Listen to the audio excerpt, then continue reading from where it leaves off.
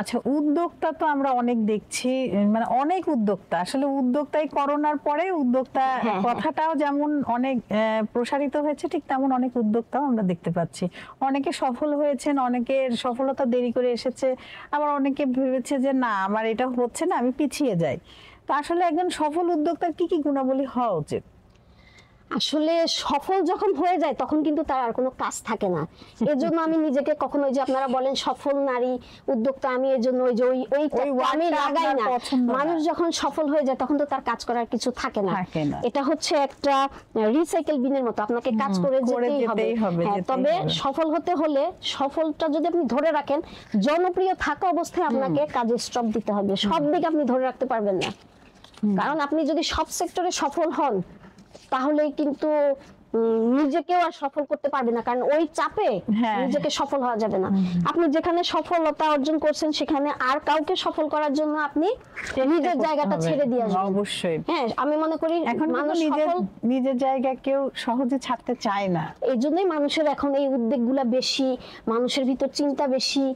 হ্যাঁ, নতুন নতুন উদ্যোগ নিতে হবে, তাহলে তখন কিন্তু ইচ্ছা হবে যে না আমি আরো নিজেকে আরো সফল করি। ওই এক গণ্ডির মধ্যে থাকলে তখন ওইভাবে পড়ে থাকবে।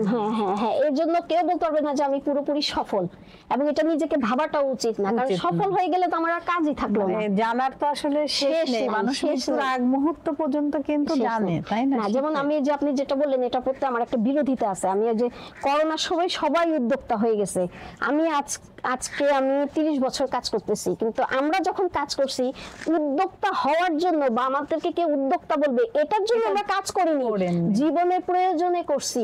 আবার একটা সময় যখন জীবনের প্রয়োজন হয়নি তবু ধরে রাখছি আর মানুষের জন্য। আমি থেমে থাকিনি। আমি থেমে থাকলে দেখা যাবে যে আমি যে সাফার করছি সেগুলো তো আমি মানে আমার লাইফ দিয়ে সাফার গুলা করছি, সেগুলোর আমি যে অভিজ্ঞতা তিক্ত ভালো সেগুলো আমি খুব ভালোভাবে জানি। এর জন্য আরেকটা মানুষ যখন ওইরকম অবস্থায় দেখি, আমার তখন তাদের জন্য কিছু করার ইচ্ছা জাগে, মানে ভালো লাগে যে করব। তো ওই জন্যই আমি মানে কি বলবো, মানে যে নতুন নতুন উদ্যোক্তা সফল ট্যাগ লাগায়, এটা আমি একেবারে আমার পছন্দ না। কারণ দেখা যায় যে একটা অনুষ্ঠানে আমি এখন দেখতেছি যে আপনাদের একটা ট্রেন্ড দেখা যায়, ভালো ভালো অ্যাওয়ার্ড দেখা যাচ্ছে, কেউ 3 বছর কাজ করে ওই অ্যাওয়ার্ডটা নিচ্ছে, কেউ 30 বছর কাজ করে অ্যাওয়ার্ড নিচ্ছে। তো how can possible, I can not understand যে কিভাবে সম্ভব যে 3 বছর কাজ করে সে এতটুকু সফলতা কিভাবে আসে। কারণ তাকে তৈরি হতেও তো সময় লাগে। একটা প্রফেশনে, যে কোনো প্রফেশন, আপনি একটা সুই সুতার কাজ করেন, সেই প্রফেশনে আপনাকে অনেকটা সময় দিতে হবে, অনেকটা সময় দিতে হবে।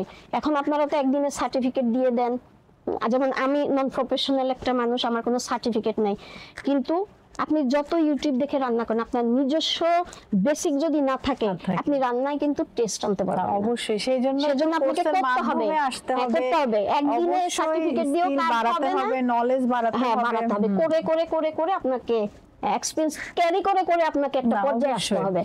দর্শক, আপনারা যে যে প্রফেশনে থাকেন না কেন, আপু একটা দারুণ কথা বলেছেন, ইম্পর্টেন্ট একটা মেসেজ কিন্তু আপনাদেরকে দিয়েছেন যে আজকাল মানে দেখা যায় যে 1 বছরও কাজ করছে না বা 3 বছরও কাজ করেনি, কোনো রকমে করেছে, সে অ্যাওয়ার্ড অথবা সার্টিফিকেট পেয়ে যাচ্ছে। আসলে তার নলেজ থাকতে হবে, স্কিল থাকতে হবে এবং অ্যাটিটিউড, এই 3টা সমন্বয় কিন্তু একজন সফল মানুষ, সফল উদ্যোক্তা, আপনি যে প্রফেশনে থাকেন না কেন সেটা হতে পারে। তো নলেজ বাড়াতে গেলে আপনাকে কিন্তু যে বিষয়ের উপরে আপনি করছেন কাজ, সে বিষয়ে স্কিলড হতে হবে। সেজন্য আমাদের যেমন আপনার রান্নার কথা বললেন, রান্নার কিন্তু অনেকগুলো কোর্স আছে, লেভেল 1, লেভেল 2, লেভেল 3, লেভেল 4। তো এই বিষয়গুলো আপনি সেরে ছোটখাটো একটা শেফ কোর্স কিন্তু 3 মাসের আছে, সেটাও করে আসতে পারেন। মানে আপনি যে প্রফেশনেই থাকেন, আপনি যেটা বললেন, আপনাকে স্কিলড হয়ে আসলে তখন আর বিষয়টা থাকবে না, আপনি সবই জানেন, আপনার অ্যাওয়ার্ড নিচ্ছেন, সার্টিফিকেট নিচ্ছেন, তখন আপনাকে কেউ কিন্তু বলবেও না যে উনাকে কেন দেয়া হলো।